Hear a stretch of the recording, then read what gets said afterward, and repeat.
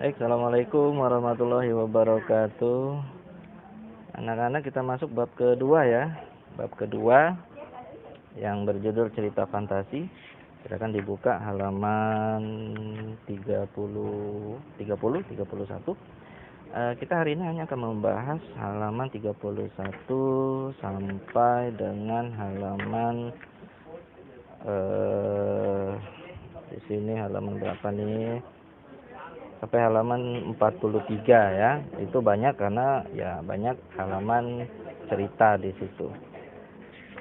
Nah, kita lihat yang pertama, kita akan bahas pengertiannya dulu, pengertian dari cerita fantasi.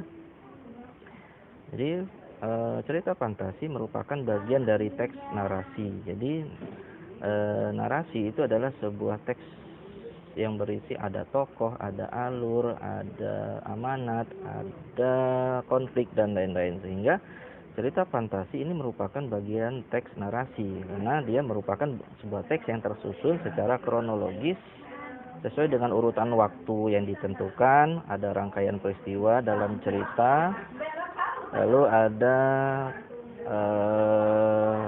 konflik dan akhir dari cerita, konflik atau masalah ya. Nah, itu pengertiannya. Untuk contoh itu ada di bawahnya, wujud asli sang perantau tampan. Nah, nanti dibaca oleh kalian. Sekarang Bapak lanjut ke halaman 36, mengidentifikasi karakteristik ciri-ciri cerita fantasi ya. Kita mulai yang pertama, ciri-ciri cerita fantasi. Yang pertama, bertema khusus. Jadi kalau cerita fantasi ini banyak mengandung ceritanya itu ada unsur magisnya ya, ada unsur kekuatan gaib di luar dari kemampuan manusia, ada kekuatan supranatural dan lain-lain. Yang kedua, adanya keajaiban atau keanehan. Jadi adanya keajaiban ini misalnya cermin bisa berbicara atau hewan bisa berbicara dan lain-lain ya. Adanya keanehan di situ.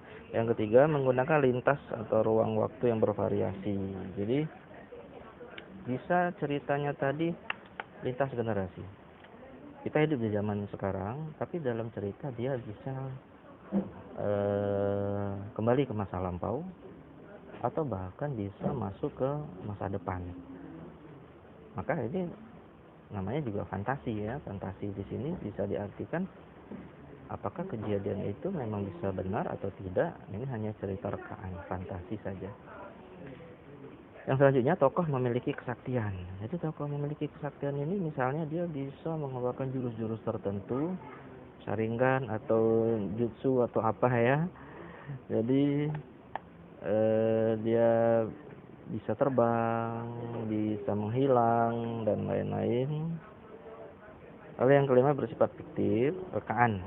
Ya, rekaan ini adalah cerita yang tidak nyata karena berdasarkan imajinasi. Yang keenam, ide cerita terbuka. Jadi terbuka ini maksudnya tidak dibatasi oleh kehidupan nyata. Jadi dia bisa berkaitan dengan hal-hal di luar dari dunia nyata. Oke.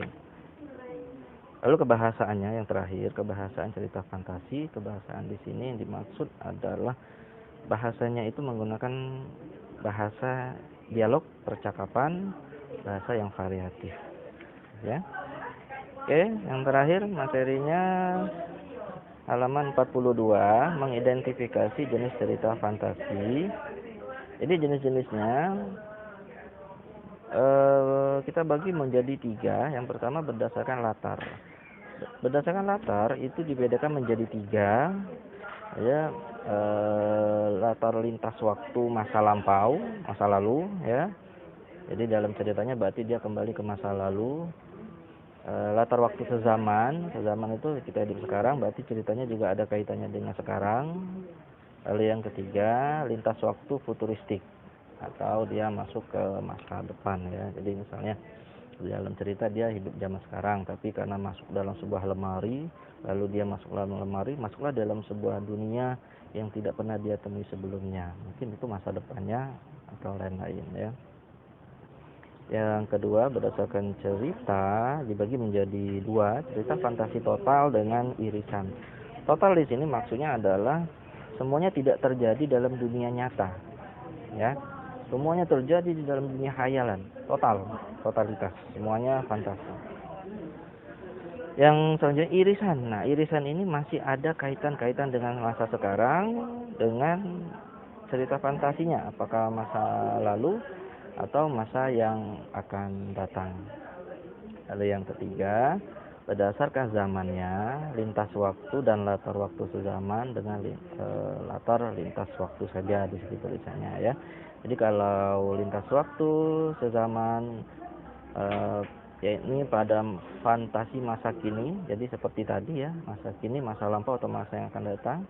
Lalu lintas waktu di sini menggunakan dua latar waktu yang berbeda, masa kini dengan zaman prasejarah, masa kini dan 40 tahun mendatang atau dan selanjutnya. Oke. Nah, untuk tugas silakan dibaca teks kegiatan 2.2 pada halaman 43. Di situ ada cerita berjudul Aladin dan Lampu Ajaib. Oke. Baca literasi kalian, lalu jawab pertanyaan di halaman 46. Itu ada 3 soal.